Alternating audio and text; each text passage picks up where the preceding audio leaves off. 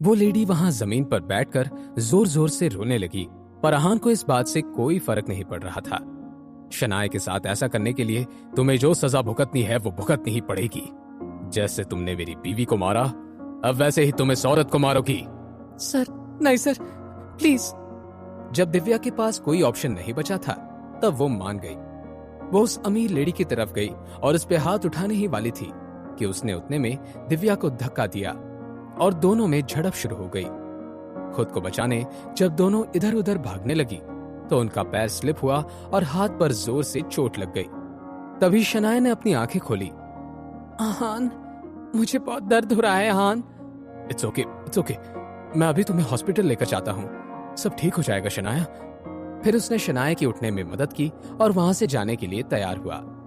वो जैसे ही वहां से जाने लगा, मॉल की सिक्योरिटी मैनेजर वहां कुछ सिक्योरिटी गार्ड्स के साथ भागता हुआ आया। ये सब तुमने किया है? आप पूछेंगे नहीं या क्या हुआ था? मैं तुमसे पूछ रहा हूँ कि ये तुमने किया है? सिर्फ हाँ में या ना में जवाब दो।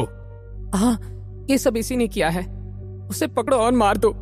मैं तुम्हें एक मौका देता हूँ सारे सिचुएशन को अच्छे से समझने के लिए। कोई जरूरत नहीं, मैं तुमसे सच उगलवा लूंगा।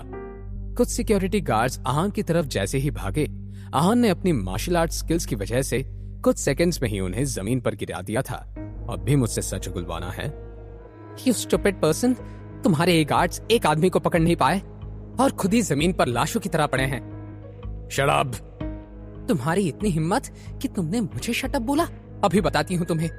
इतना कहकर उसने अपने पति को फोन लगाया।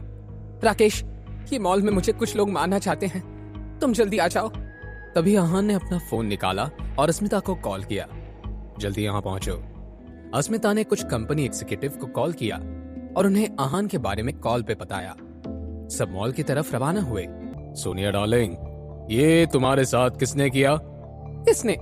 इसने मेरा हाथ तोड़ दिया और ये मैनेजर मुझे शट अप बोल रहा था। राकेश का चेहरा गुस्से से लाल हो गया था।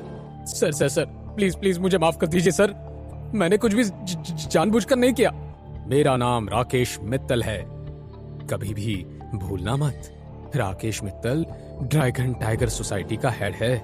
ड्रैगन टाइगर सोसाइटी मनाली में बहुत फेमस थी। ये लोग एक तरह से गुंडे थे जिनका कनेक्शन अंडरवर्ल्ड के साथ था। अब राकेश आहान की तरफ मुड़ा। तो अब तुम बताओ, इस मामले को कैसे सुलझाएं? राकेश, मुझे इसके हाथ नहीं, इसकी जान चाहिए। Just shut up. तो मिस्टर, आपने क्या सोचा है?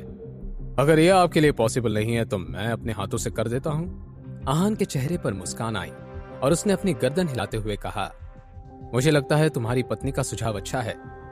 ऐसा करो, तुम मुझे मार दो। ठीक है, तुम्हें मरने का शौक है तो फिर मरो। जैसे ये कहकर राकेश ने अपने आदमी को उसे मारने का इशारा किया तो भीड़ रेस्टलेस हो गई। अस्मिता कपूर एक ग्रुप को लीड करते हुए स्टोर की तरफ आ रही थी। उनके पीछे सूट में बहुत सारे मेंबर्स थे।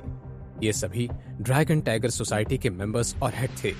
सब लोग अब आहान को सिंपैथी की नजरों से देखने लगे थे। उन्हें आहान पर तरस आ रहा था। सुनील और मेरे साथी यहाँ पर कैसे? उन्हें देखकर राकेश हैरान था। उसने तो किसी को भी कॉल करके यहाँ नहीं बुलाया था, फिर वो सब यहाँ कैसे? ड्रैगन टाइगर सोसाइटी के हेड सुनील को इस बात के बवाल के बारे में कैसे पता चला? क्या होगा जब सुनील और राकेश आमने सामने होंगे? क्या अब आहान बच पाएगा?